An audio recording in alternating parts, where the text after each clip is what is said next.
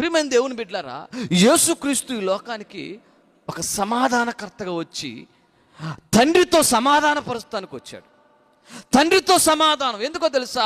తండ్రి ఆయన ఎవరు? దేవుడు,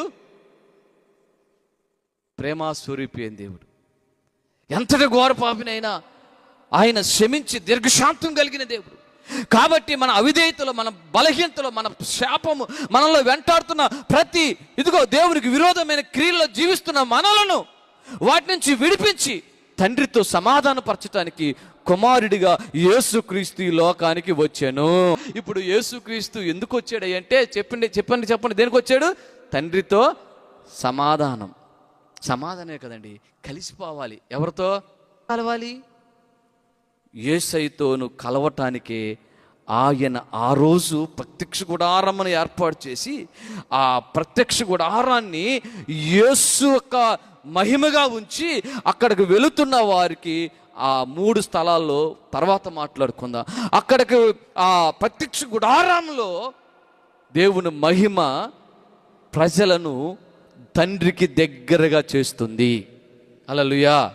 ఆ మహిమ ప్రతిరోజు వచ్చి చూస్తూ వెళ్ళేవారు. కానీ కొత్త నిబంధన కాలంలో ప్రతిరోజు ఆయన చూడటానికి దేవుడు కృపించాడు. ఏమండి, ప్రతిరోజు చూస్తున్నారా లేదా? ఆ రోజు ప్రత్యక్ష గుడారానికి వెళితేనే ప్రభు మహిమను చూడగలం. ఈరోజు చిన్న బాధ కలిగిన, చిన్న కష్టం వచ్చినా, హృదయంలో నెమ్మది లేకపోయినా, కొంచెం అనారోగ్యంగా ఉన్నా, కొంచెం ఆర్థికంగా ఉన్నా, భర్త వాళ్ళ నెమ్మది లేకపోయినా, పిల్లల వాళ్ళ నెమ్మది లేకపోయినా, మందిరానికి దూరం అవటం వల్ల నీ ఇంట్లోనే మోకరించి నువ్వు ప్రార్థన చేసుకుంటుంటే ఆయన సన్నిధి నీ దగ్గరికి వచ్చేస్తుంది. హల్లెలూయా.